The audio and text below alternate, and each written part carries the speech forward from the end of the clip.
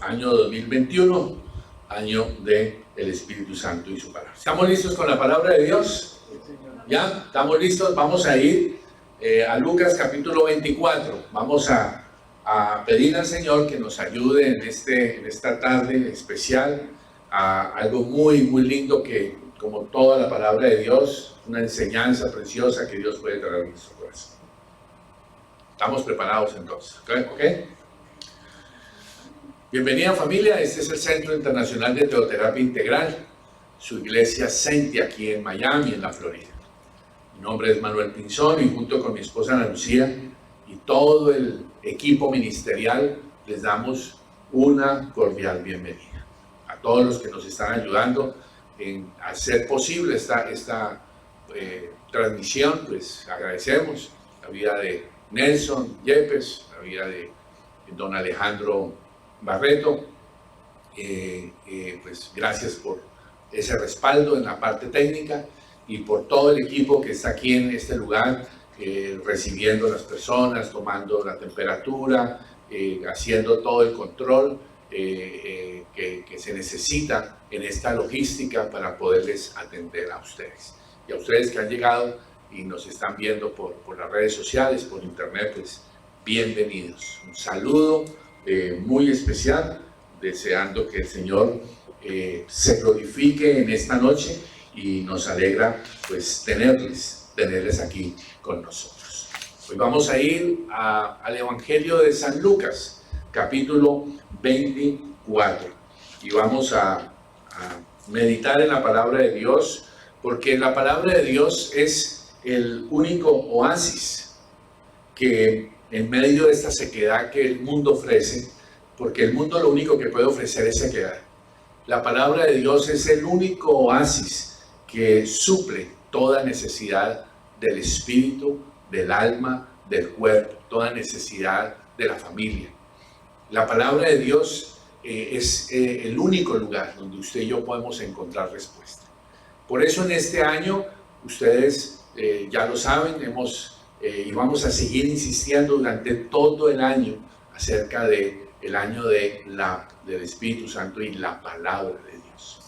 Esto va a ser un ejercicio muy lindo y va a ser una constante invitación para usted a que nos metamos a la palabra de Dios, a que disfrutemos de la palabra de Dios y dejemos que la palabra de Dios nos transforme.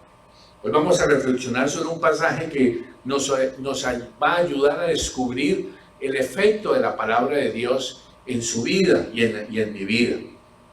Pues tenemos mucho que identificarnos con dos personajes que vamos hoy a trabajar en nuestro corazón. Lucas 14:24, versículo 13 al 37. Quiero leer el pasaje completo para que nos podamos ubicar bien y poder entender de qué se trata lo que hoy vamos a trabajar. Dice, y he aquí dos de ellos, versículo 13, iban el mismo día a una aldea llamada Emaús, que estaba a 70 estadios de Jerusalén. Eso más o menos son unos 11 kilómetros de Jerusalén. Estaban hablando entre sí de todas aquellas cosas que habían acontecido. Sucedió que mientras hablaban y discutían entre sí, Jesús mismo se acercó y caminaba con ellos.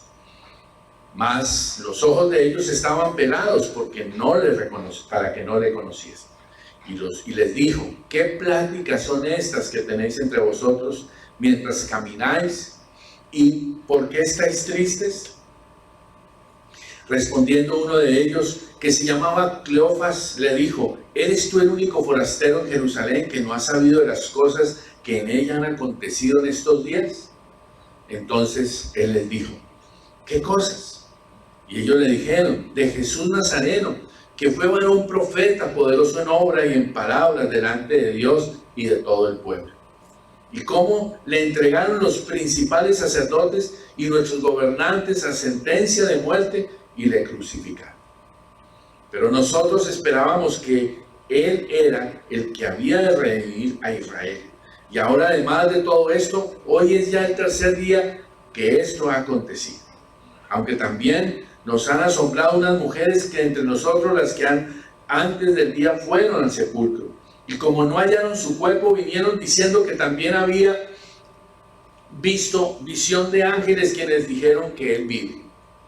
Y fueron algunos de los nuestros al sepulcro y hallaron así como las mujeres habían dicho, pero a él no le vieron. Entonces él les dijo: oh insensatos y tardos de corazón, para creer todo lo que los profetas han dicho. ¿No era necesario que el Cristo padeciera estas cosas y que entrara en su gloria? Y comenzando desde Moisés y el siguiendo por todos los profetas, les declaraba en todas las escrituras los que de él decían. Llegaron a la aldea a donde iban, y él hizo como que iba más lejos. Mas ellos le obligaron a quedarse, diciendo: quédate con nosotros, porque se hace tarde, y el día ya ha declinado. Entonces entró pues a quedarse con ellos. Y aconteció que estando sentado con ellos a la mesa, tomó el pan y lo bendijo, y lo partió y les dijo. Y les dio. Entonces les fueron abiertos los ojos y reconocieron, mas él desapareció de su vista. Y se decían el uno al otro: ¿no ardía nuestro corazón en nosotros mientras nos hablaba en el camino y cuando nos abría las escrituras? Y levantándose de la misma hora, volvieron a Jerusalén y hallaron a los 11 reunidos y a los que estaban con ellos, que decían: ha resucitado el Señor verdaderamente, y ha aparecido a Simón. Entonces ellos contaban las cosas que les habían acontecido en el camino y cómo le habían reconocido a partir el pan. Este va a ser el pasaje por el que vamos a nadar hoy, tal como hace 15 o 20 días recordamos del río de la palabra de Dios, de la que nos invitaba Ezequiel 47 a no quedarnos en la orilla, sino a meternos en lo profundo. Para que podamos entender esta historia de estos dos discípulos que van saliendo de Jerusalén y van yendo hacia Emaús, y lo que ellos van dialogando y cómo Jesús llega a caminar con ellos, ellos no se dan cuenta que es Jesús, y en ese camino hay un proceso de transformación en la vida de ellos, y hay un punto clave que es lo que hace que sus vidas den un giro nuevamente. Eran dos hombres que habían estado con Jesús, eran discípulos de Jesús, no hacían parte de los 12, pero eran discípulos de aquel grupo que Jesús había venido ministrando durante 3 años. Más o menos debió ser un grupo de unas 500 personas. Las que estuvieron en Pentecostés fueron 120. Y estos dos hombres habían hecho parte del ministerio de Jesús en estos últimos 3 años. Mire, para entender el contexto, es importante comprender que en el capítulo 24, desde el versículo 1, comienza a narrar la resurrección de Jesucristo. Y aquí es importante que recordemos 1 Corintios capítulo 15, versículo 14, tranquilo, no lo busque, simplemente se los quiero leer, donde el apóstol Pablo declara: y si Cristo no resucitó, vana entonces es nuestra predicación y vana es también nuestra fe. Es decir, que la resurrección es un punto fundamental en toda la doctrina y en la fe que usted y yo tenemos que ir levantando y construyendo. Si usted y yo no creemos en la resurrección, no comprendemos el poder de la resurrección, nos quedaremos sin ningún fundamento en nuestra vida cristiana. Por eso Pablo lo dice categóricamente: si Cristo no resucitó, él dice que entonces es en vano hablar de Cristo. Es en vano que usted y yo estemos aquí. Es en vana la fe suya y la fe mía. Así que esto es lo que ha sucedido en este momento. Jesús ha resucitado. Eso es bien importante. Eso es determinante en la vida de todo hijo de Dios. Usted y yo necesitamos tener la certeza y la absoluta convicción, sin sombra de duda, de la verdad de la resurrección de Jesús. En su momento estaremos profundizando acerca de la resurrección, hoy por hoy solamente es importante que tengamos en cuenta ese punto. En ese contexto de lo que estaba sucediendo, había habido unas mujeres que en cabeza de María Magdalena se movilizaron cuando al otro día fueron al sepulcro y ellas regresaron con buenas nuevas a contarle a los discípulos que se habían quedado allí guardados, asustados, temerosos, a contarles que Jesús había resucitado. Habían tenido una experiencia allí con aquellos dos varones que les habían dado la confirmación de lo que había pasado. Y ellas vuelven contando testimonio de que no habían encontrado el cuerpo y la experiencia con esos dos varones de vestiduras resplandecientes. Así dice la palabra de Dios. Y entonces, en el versículo 8, hay un detalle interesante aquí en el Lucas 24, versículo 8. Dice, entonces ellas se acordaron de sus palabras. Y las palabras que Jesús había dicho están allá en Lucas 9:22. Dice, y diciendo, es necesario que el Hijo del Hombre padezca muchas cosas y sea desechado por los ancianos, por los principales sacerdotes y por los escribas, y que sea muerto y resucite al tercer día. Estas fueron palabras de Jesús. Sin embargo, ellos no habían comprendido eso, no habían entendido esa verdad. Y cuando ellas fueron al sepulcro y vieron la evidencia, ellas recordaron uno de los pasajes de muchos en las que Jesús declaró lo que iba a suceder. Y allí en Lucas 9:22 está la declaración de Jesús de lo que iría a suceder. Así es que recordar esto es definitivo, es clave, pues nos ayuda a desarrollar nuestra fe, porque su palabra es verdad. La palabra de Dios se cumple y es verdad. Allí ellas creyeron en lo que Jesús había dicho. No lo creyeron cuando lo dijo, pero ya allí creyeron lo que Jesús había dicho.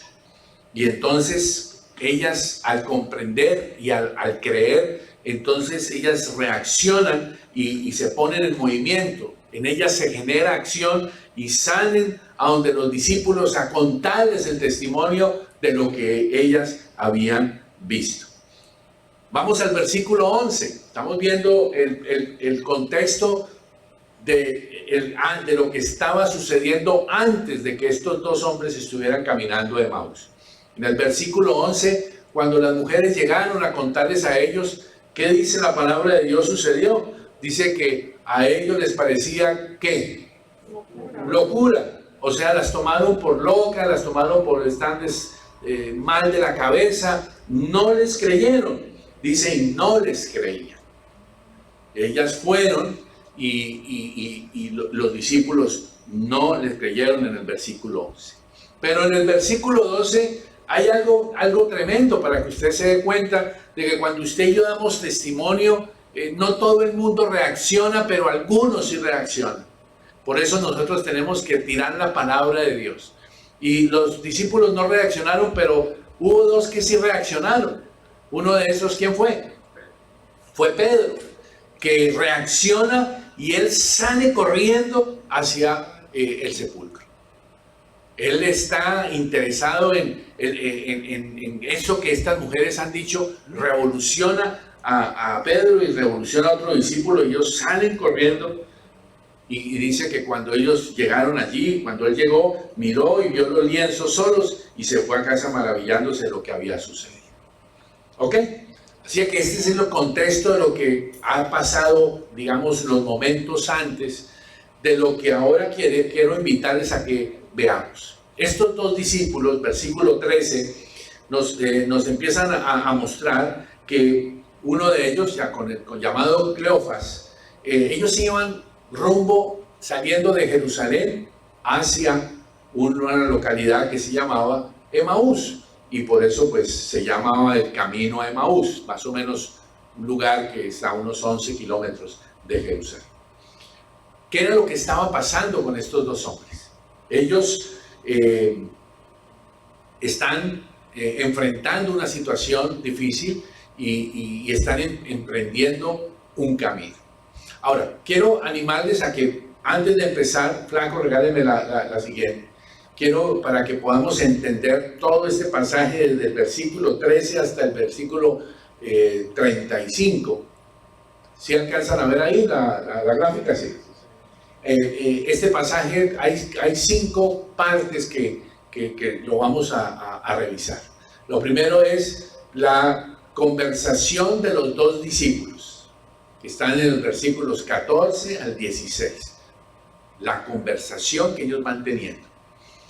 Del versículo 17 al 26 es la conversación que ellos tienen con Jesús, sin saber que era Jesús. ¿Ok? Después, lo que hace Jesús, el versículo 27. Algo precioso que es el punto donde yo quiero animarles a que aterricemos, para que reflexionemos lo que sucedió, lo que hizo Jesús y lo que eso generó en los discípulos.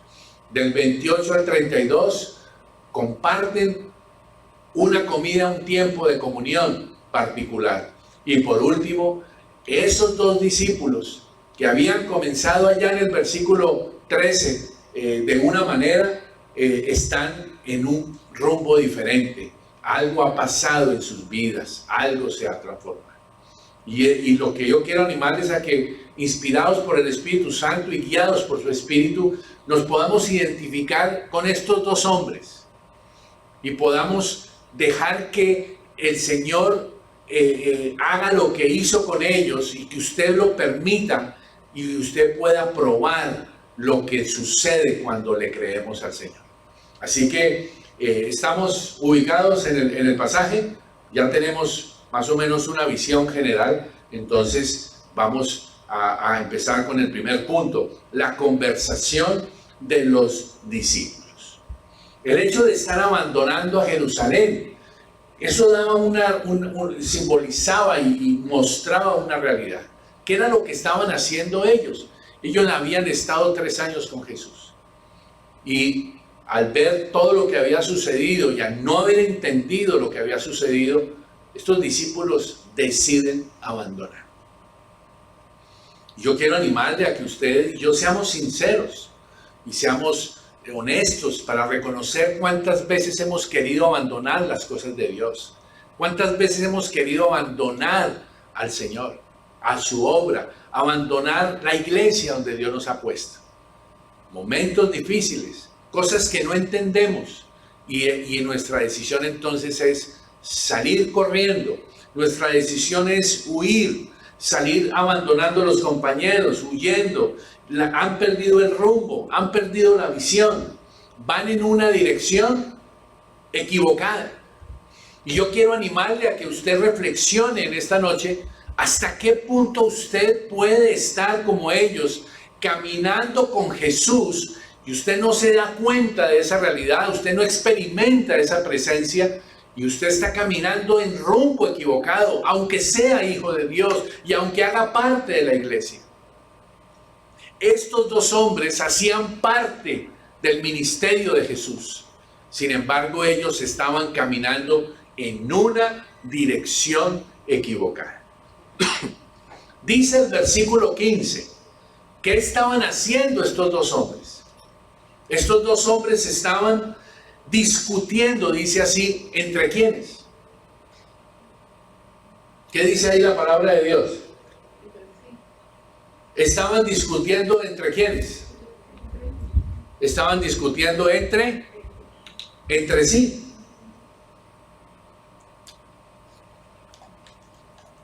Y eso muestra el grado de confusión que ellos tenían. Ni siquiera ellos mismos estaban de acuerdo. Había confusión entre ellos, había diferencias entre ellos, había dudas, inseguridad, frustración. Ellos no habían comprendido lo que había sucedido. La muerte y resurrección, ellos estaban más enfocados en sus propios lamentos, en su propio desaliento. Y eso es algo que usted y yo tenemos que aprender a ser sinceros y reconocer de cómo nosotros estamos más enfocados en las situaciones difíciles que vivimos, en la situación que estamos enfrentando. Le damos más énfasis a eso que a lo realmente importante, a comprender y entender el poder de la resurrección, a que usted y yo, por la resurrección de Jesucristo, tenemos poder y autoridad sobre las dificultades. Y entonces nos desgastamos discutiendo, nos desgastamos huyendo y no permitimos que el Espíritu Santo potencialice la palabra de Dios en nuestro corazón. Versículo 15. Una realidad para muchos de nosotros, para muchos cristianos, es reconocer que Jesús ha prometido que estaría con nosotros todos los días hasta el fin del mundo. Y estar caminando cada día con Jesús sin ser conscientes de esa presencia. Y es algo que yo quiero animarle a que usted lo considere seriamente. ¿Cuánto usted camina en las cosas de Dios sin ser consciente de la presencia de Jesús en su vida? Estos hombres iban caminando y Jesús iba con ellos y ellos no fueron capaces, no pudieron reconocer a Jesús. Y el hecho de no poder reconocer a Jesús significa esa incapacidad de discernimiento espiritual para poder, en medio de los problemas, saber y entender la dirección del Señor. Jesús ha prometido estar todos los días hasta el fin del mundo y nosotros posiblemente llevamos tiempo, años, meses quizás, en donde no reconocemos su presencia, no hemos considerado su dirección, no hemos considerado su instrucción. Vamos a ver el versículo 16. ¿Qué dice el versículo 16? El versículo 16 nos da la respuesta a cuál era la razón por la cual ellos no se daban cuenta quién era el que iba al lado de ellos. Y dice que sus ojos estaban ¿cómo? Velados. Estaban velados. Es decir, apúntelo allí, ceguera espiritual. Al lado de Jesús y seguimos siendo ciegos. Estamos con la palabra de Dios y seguimos teniendo falta de visión espiritual. Seguimos viviendo en tinieblas, en oscuridad. Caminando en contramano, en contravía. Y lo peor de todo es cuando usted y yo nos metemos en contramano y somos conscientes de que es en contramano. Otra cosa es cuando nos metimos equivocadamente y nos dimos cuenta, pero apenas nos damos cuenta, ¿qué hacemos? Paramos, reaccionamos, damos la vuelta, damos el giro, oramos para que no aparezca la policía. El problema es cuando vamos en contramano, sabemos que estamos en contramano y seguimos adelante. Ahí es donde tenemos que pedirle al Espíritu Santo. Esto era lo que estaba pasando en el corazón de ellos. Había ceguera. Sus ojos estaban velados. Esa fue la primera parte, la conversación que ellos tuvieron. La pregunta es, si Jesús no empieza a hablarles, ¿qué hubiera sucedido con ellos dos? ¿En qué hubiera terminado esa conversación? ¿En qué hubiera terminado ese viaje? Y les puedo asegurar que ese viaje hubiera terminado en pelea. Hubieran terminado posiblemente peleando. Y hubieran llegado al final del viaje sin propósito. Pero Jesús no solo estuvo allí al lado de ellos, sino que a partir del versículo 17 Jesús comienza a hablarles. Versículo 17, Jesús comienza a hablarles y dice, y les dijo, ¿qué son estas cosas que ustedes hablan? ¿Qué son estas pláticas que ustedes tienen? Versículo 17. ¿Por qué están tan tristes? Jesús les hace dos preguntas. Yo quiero que usted se dé cuenta el detalle de amor de Jesús, de estar con ellos en ese momento.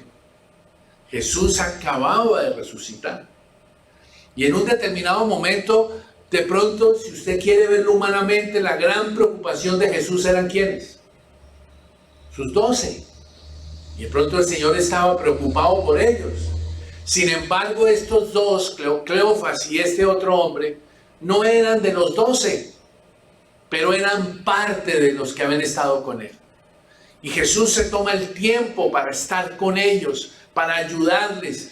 Y quizás usted y yo tenemos ese mismo sentimiento. No somos cristianos sobresalientes, no somos cristianos famosos, no somos los 12 discípulos. Sin embargo, Jesús está interesado en tu vida, está interesado en ti.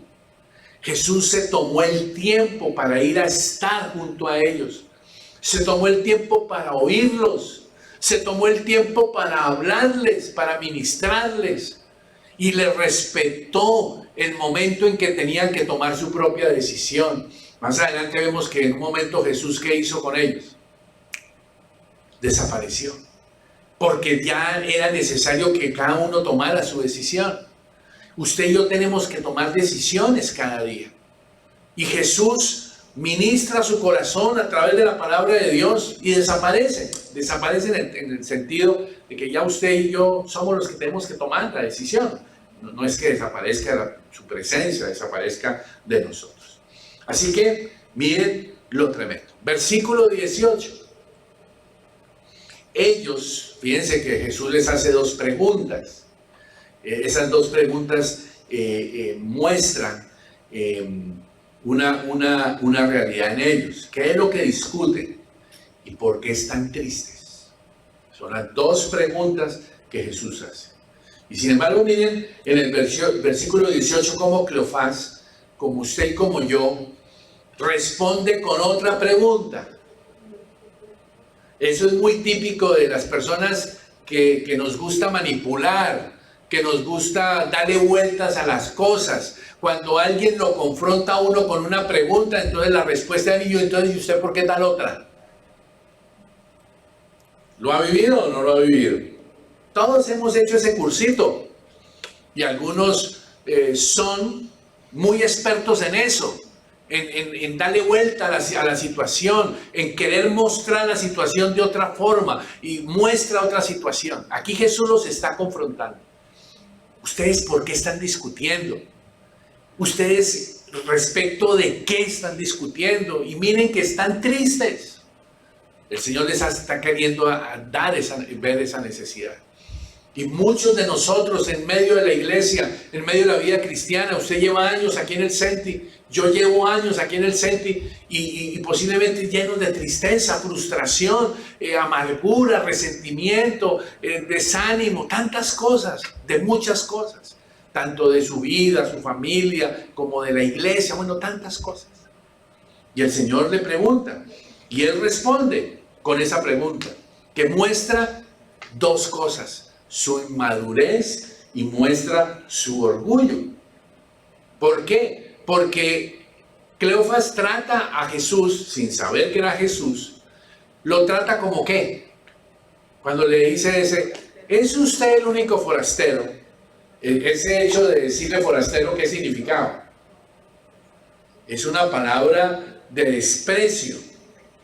¿Es usted el único forastero aquí que no se enteró de lo que pasó? O sea, lo está tratando como ¿qué? Como tonto, ¿sí o no? Es el único que usted no se ha dado cuenta de lo que pasó. ¿Me entienden? Y sin embargo, Jesús, ¿cómo le reacciona? Jesús no se pone a pelear con él. Jesús no se pone a dar una discusión, a ganar la discusión, a mostrar que él tenía la razón, a tratar de convencerlo que estaba equivocado. No se pone a pedir respeto, es que usted me respeta porque yo soy, usted no sabe quién soy yo. Hay maridos que pierden el tiempo tratando de decirle a su mujer: usted me tiene que respetar, usted no sabe quién soy yo. Y las mujeres lo mismo. Y perdemos el tiempo. Y a veces los pastores nos ponemos a pelear con los discípulos. Es que usted no sabe quién soy yo. Es que no... Piense la humildad de Jesús. Manso y humilde. ¿Qué le dijo Jesús a Cleofas? ¿Qué cosas?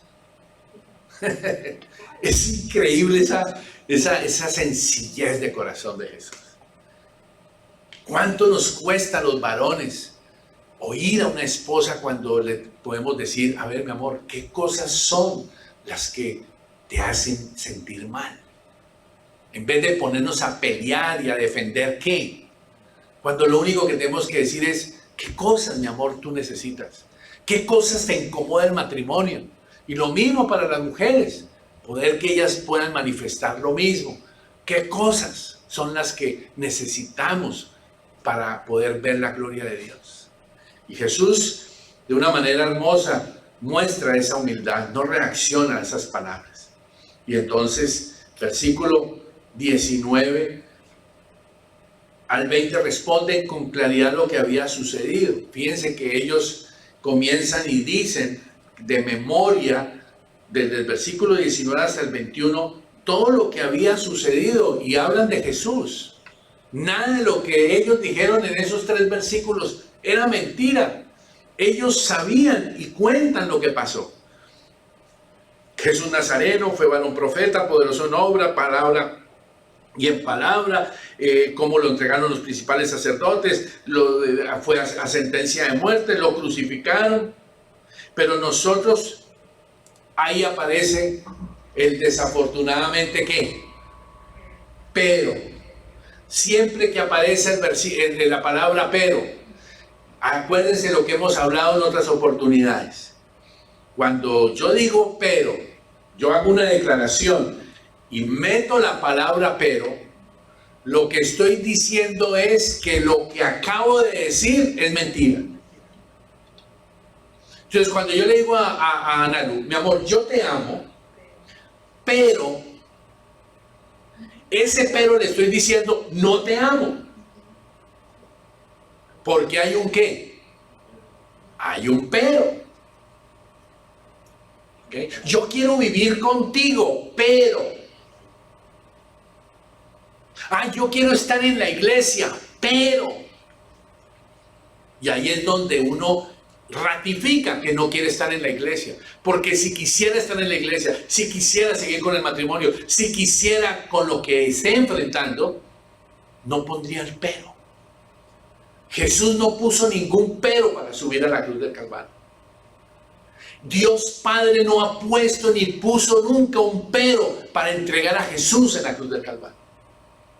Y el Espíritu Santo nunca ha puesto un pero. A pesar del pecado suyo y pecado mío, a pesar de nuestras debilidades, nuestras necedades, nunca ha habido un pero en el corazón de Jesús. Pero en estos discípulos sí había un pero. Y ese pero se refería a que nosotros esperábamos. Esto es algo que yo quiero animarle que usted reflexione. Miren qué lindo es meternos en la Biblia. Cuántas cosas usted hoy se puede llevar para reflexionar. ¿Cuántas cosas esperamos equivocadamente dentro de la vida cristiana? Estos hombres estuvieron con Jesús, oyeron a Jesús, conocían lo que la palabra de Dios decía, supieron y oyeron las palabras de Jesús. Y sin embargo, ellos estaban esperando algo completamente diferente de lo que nunca Jesús dijo que iba a hacer. Dice la palabra de Dios, ahí en el versículo 21 dice, esperábamos que Él era el que había de redimir a Israel.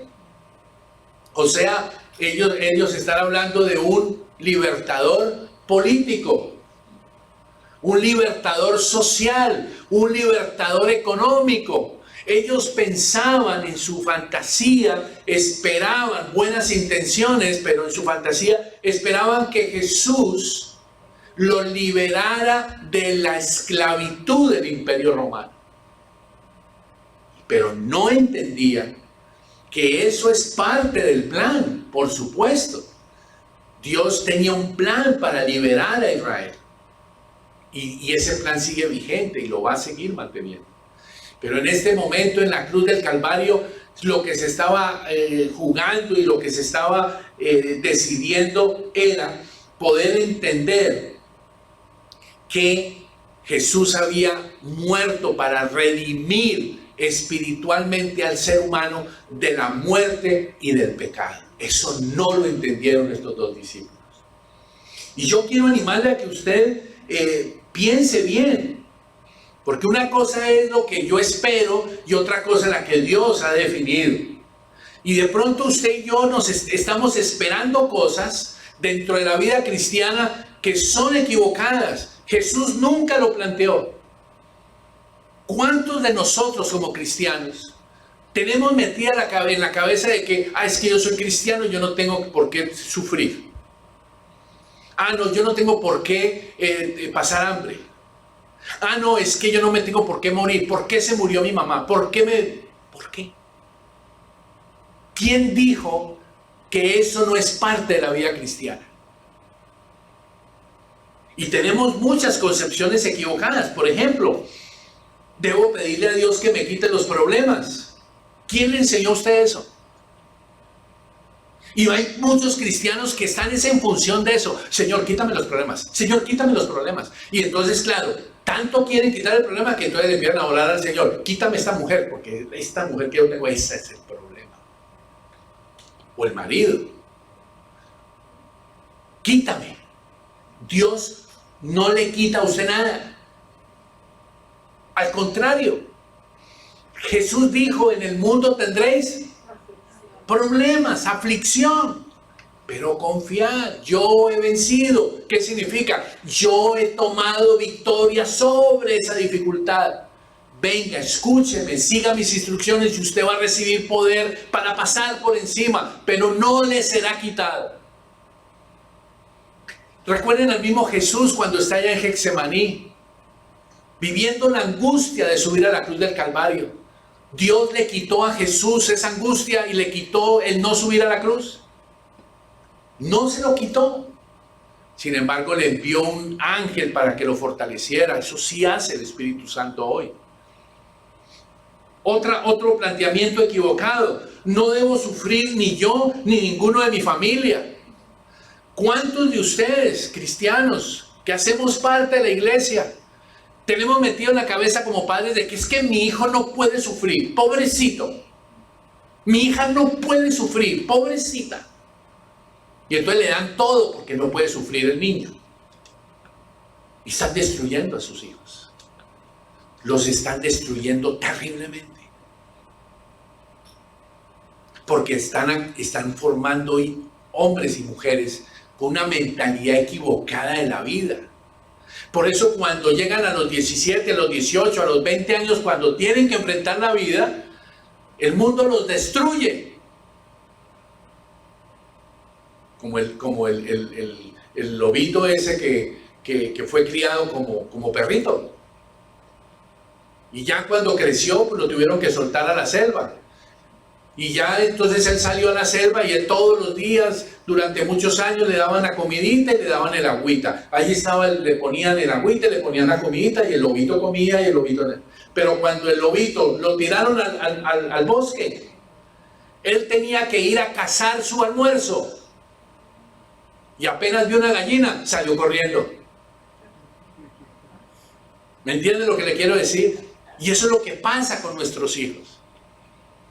Y eso es lo que usted y yo tenemos que entender. Otra mentira. Debo recibir de Dios siempre. Todo lo que Dios le pido a Dios me lo tiene que dar. Falso.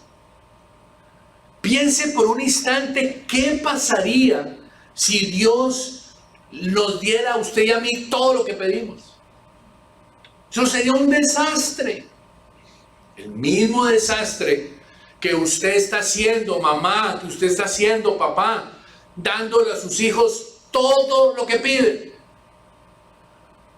Y algunas, sobre todo las mujeres, que se han quedado solitas levantando a esos hijos con el complejo de culpa de que no hay un hombre, un varón a su casa, entonces pobrecito el niño, pobrecita la niña, le dan todo.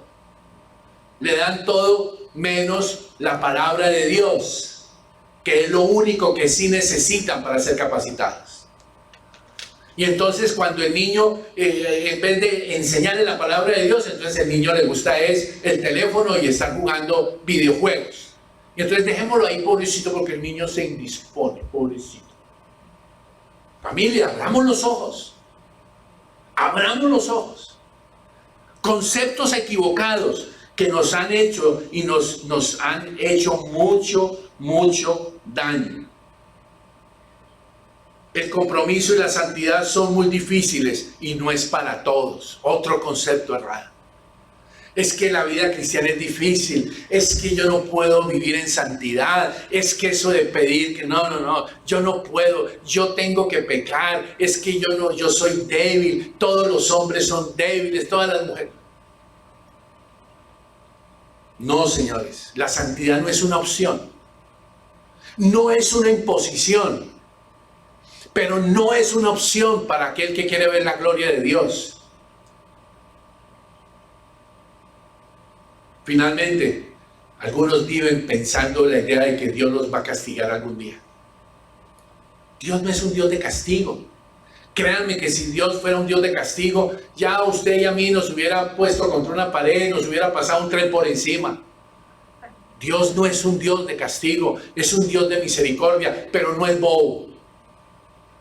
Lo que pasa es que lo que usted y yo sembramos, vamos a recoger. Si usted y yo, dice la Biblia, si nosotros sembramos vientos, vamos a recoger tempestades. Si usted y yo sembramos pecado, vamos a recoger fruto de eso.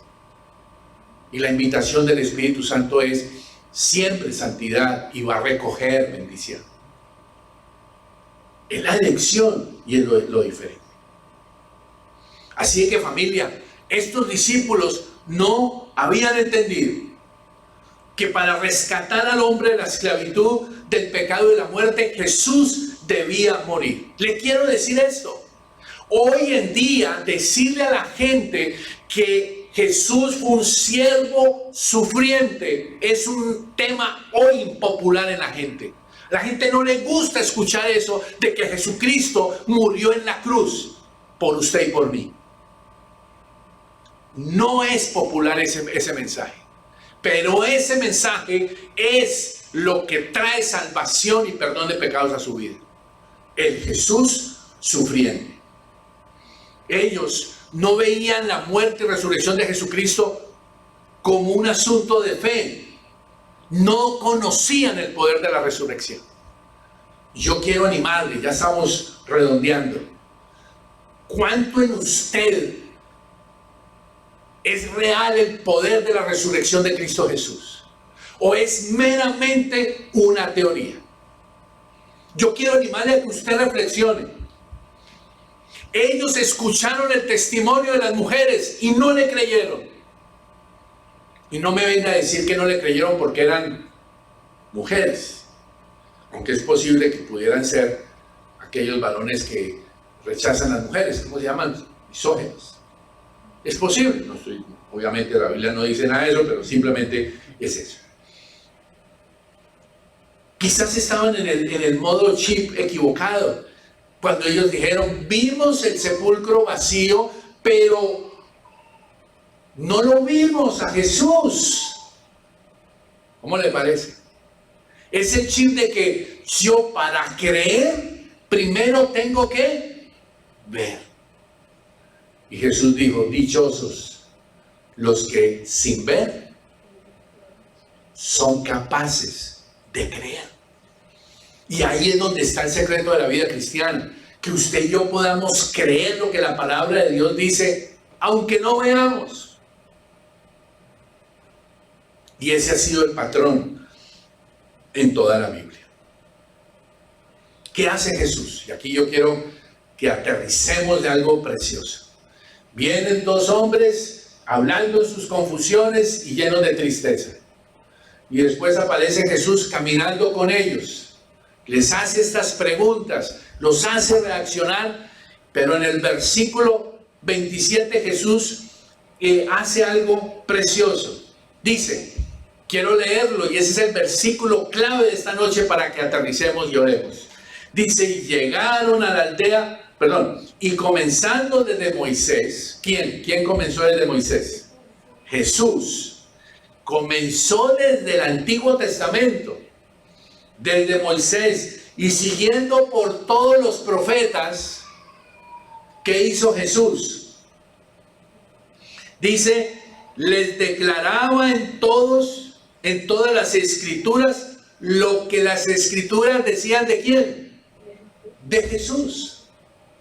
Y este es un desafío precioso para este año. Que usted y yo nos metamos a la Biblia para que descubramos que el hilo conductor de la palabra de Dios desde el Génesis hasta el Apocalipsis es Jesucristo.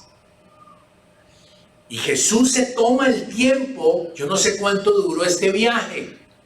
Y a mí personalmente me hubiera gustado que la Biblia, claro, yo sé que el Señor no lo permitió, pero pues por alguna razón, pero hubiera sido muy lindo haber tenido ese contexto de cómo fue que Jesús le dijo a los discípulos, a estos dos discípulos, cómo en cuestión de minutos o de 1, 2 o 3 horas, no sé, les habló del panorama de la Biblia de una manera tremenda. Y yo creo que de pronto ni siquiera 3 horas, porque para el Señor hacerlo con su sabiduría y su contundencia hubiera sido muy lindo. Pero bueno, no está en la Biblia. Lo que quiero significar es que eso que hizo Jesús es algo que le estamos invitando a usted en este año 2021, a que nos dejemos estar expuestos a la palabra de Dios. ¿Qué hemos estado haciendo hoy en estos 40 minutos, 45 minutos? Hemos estado pasando por la Biblia, mirando 2 personajes y preguntándonos cómo nos identificamos con ellos. ¿Estamos de acuerdo o no? Y cuando Jesús hizo eso, expuso la palabra de Dios, miren lo que sucede de manera preciosa. Porque frente a las dudas, los temores, la confusión, la tristeza, la única salida es pasar por su palabra. Pasar su palabra por el corazón, no solo por la mente, sino hay que pasarlo, porque cuando usted y yo pasamos la Biblia por el corazón se limpia, el corazón se restaura, el corazón se sana. No es por acumular conocimiento, no es porque usted recite la Biblia de memoria, es porque usted viva cada versículo, y usted cada versículo que tiene. Por eso le estamos enviando a usted todos los días un audio de 3 minutos para que usted reflexione. Por eso le estamos invitando a que lea 3 capítulos por día la Biblia. Usted pase por allí, se exponga a la palabra de Dios. ¿Por qué? Porque miren lo que pasó de manera preciosa. Él les expuso la palabra de Dios. Yo quiero que peguemos un brinco al versículo 32. Cuando ellos dicen, el uno al otro, dicen, ¿no ardía nuestro corazón en nosotros mientras nos hablaba en el camino y cuando aún nos abría las escrituras? ¿Qué produjo la exposición de la palabra de Dios en ellos? Su corazón comenzó ¿a qué? A arder. Y yo quiero animarle. Quizás usted hoy está aquí en este ministerio, aquí en la iglesia, triste, desanimado, frustrado, como estos 2 discípulos, queriendo irse, caminando en dirección contraria, cada día más separado del Señor, sin entender que Jesús está a su lado. Pero si usted se deja exponer al poder de la palabra de Dios, su corazón va a empezar a arder. ¿Cuántos años llevas tú en esta familia del CENTE y tu corazón no arde? ¿Por qué no arde? Porque no te has metido a la palabra de Dios. Quiero desafiarte a que te metas a la palabra de Dios este 2021 y tu corazón va a empezar a arder Eso sucedió con ellos y estoy seguro, y es lo que ha mantenido mi corazón. Y las veces que yo he sido flojo y perezoso para buscar la palabra de Dios, he visto ese efecto en mi corazón. Ya no arde mi corazón. ¿Arde de qué? Arder de amor, de amor a Dios, de gratitud, de acción de gracias. Arde la pasión por hablar de Cristo. Arde el querer la salvación por la gente, que la iglesia crezca, que el mundo sea transformado. Arde el corazón. ¿Cómo está su corazón hoy? ¿Está ardiendo? Y si yo le pregunto si su corazón está o no ardiendo, ¿me va a responder con otra pregunta? ¿O vamos a ser capaces de ser humildes y reconocer que el pecado que hemos cometido es que no hemos estado metiéndonos en su palabra? Porque quizás para usted y para mí la Biblia es aburrida. Y así es como lo ven sus hijos y mis hijos. ¿Pero por qué la ven aburrida? Porque ven a un papá aburrido. Porque ven a un papá triste, conflictivo. A una mamá conflictiva. Por eso para ellos, y por eso mañana cuando piensan en el matrimonio, no van a querer casarse. ¿Por qué? Porque el matrimonio de mi papá y mi mamá fue aburrido. Mi familia fue aburrida. Y las cosas de Dios son aburridas. ¿Por qué? Porque eso era aburrido. Yo le desafío a que usted permita que el Espíritu Santo llene esta bendición. Después el pasaje, la comida que comparten. Ahí solo quiero mencionar que ellos le piden a Jesús que se queden y Él parte el pan y desaparece. Y es una parte importante de cómo Jesús hace que ellos entiendan la importancia de estar juntos. Por eso estamos tomando la decisión de seguir en este lugar con los que vengan, así sean 3 que vengan. Es importante estar en comunión y partir el pan. Y eso vamos a hacer. Vamos a partir la Santa Cena, que hace tiempo no la hacemos. Esa comunión, dice que ellos cuando tuvieron y partieron el pan, sus ojos entendieron, comprendieron. Porque es en comunión, es en la unidad de la iglesia en donde hay comunión. Y eso es lo que el COVID ha producido. Es lo que quiere producir, que los cristianos no estemos juntos, que no haya comunión, que no haya adoración, que no haya alabanza, que estemos separados. No estoy negando la necesidad de cuidarnos, por favor. Pero no podemos permitir ni dar la oportunidad de que entonces cerremos todo. No. Porque la Biblia nos anima a que lo hagamos. Él parte el pan. Recuerde, Jesús fue partido en la cruz del Calvario.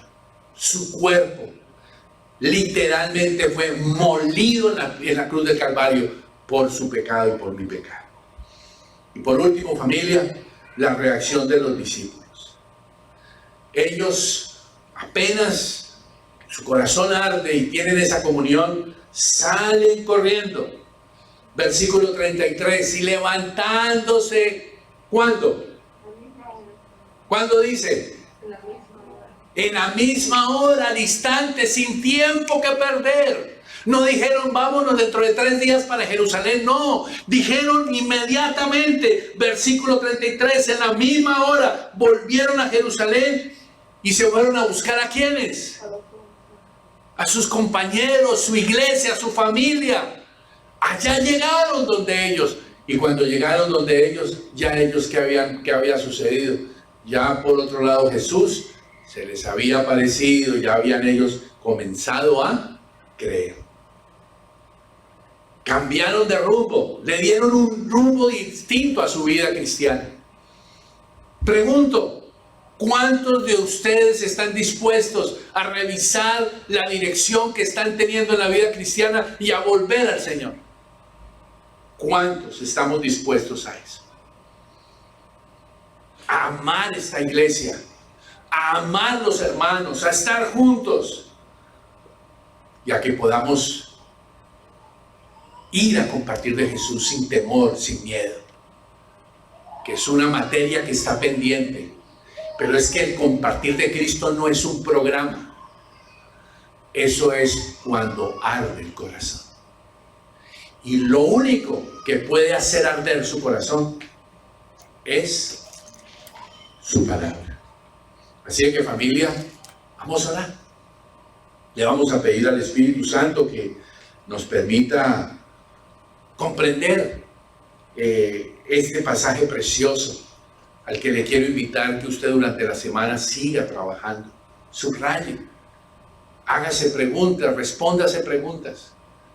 Y le animo en el nombre de Jesús a que le demos un giro a nuestra vida, si es que estamos como estos discípulos caminando en la dirección equivocada. Vamos a orar.